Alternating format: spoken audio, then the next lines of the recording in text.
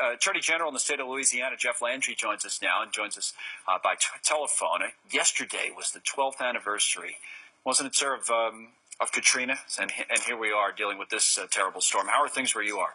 Yes, well, things are getting better each and every hour as the storm continues to track northward.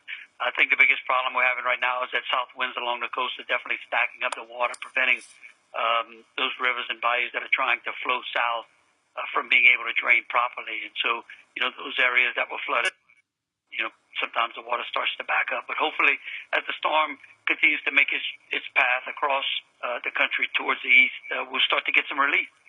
Of course, that's what people are praying for, not only in the southwestern part of your state, but obviously in Texas, where they've been hit so hard. Our reporter, Rick Leventhal, was just mentioning before the last break how many people from Louisiana, part of this Cajun Navy, as they're called, have gone into Texas to help out, right? I know your state has its own issues, but you've also been helping out Texas big time. Yeah, absolutely. Look, Louisiana and Texas are great neighbors. A lot of people move back and forth, working in the oil and gas industry, working in the refining industry, and so they traverse the states. Sometimes they'll live out in Louisiana for a number of years, and then they may move over to Houston for promotion or the likes. And so there's a lot of camaraderie between the two states, and we definitely want to do everything we can to help bring relief to those people in Louisiana that have been affected, but certainly those in Texas as well. I got to tell you, the response from the administration has been just overwhelming. I don't know if people understand, but 53% of the refining capacity in the entire country is along the Gulf Coast, with 28% of that in Texas and the balance, a quarter of that in Louisiana. Right. And the administration has been great. EPA Administrator Scott Pruitt today issued a waiver that basically will standardize gasoline blends across the South and provide a lot of relief for consumers out there. These are things that we learned during Katrina, and just allowing that standardization is going to save consumers as far away as, say, Florida. So we were talking about this a little bit earlier, what you bring up, and with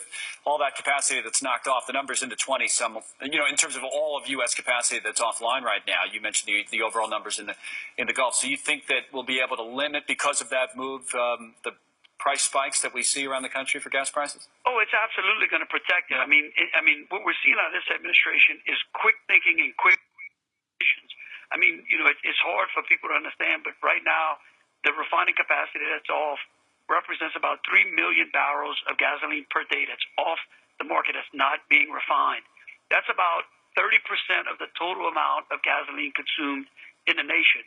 When you standardize that gasoline, when you allow refineries to use one particular blend of gasoline to be sold across the South, they're automatically going to acquire a 5% increase in the amount of refining capacity that's left. So those things are big. Those things mean a lot. Yeah, that's real money. People are. What about? But won't there be shortages in some places? Are we worried about that? Well, again, that's what these waivers are designed to do. They're designed to give us a buffer against those types of shortages. Okay. And certainly without these waivers, you would see extreme spikes in gasoline. People in Florida would be paying nauseating amounts for gasoline because you couldn't blend the type that they need in that particular area. When you go to a standardized blend, it allows the refiners across the country to save consumers money. And my hat's off to Scott Pruitt and the president. A little bit of a silver lining, if anything, at least avoiding the worst when it comes to that part of it. Jeff Landry, thank you, sir. We appreciate the insight tonight. Thank you.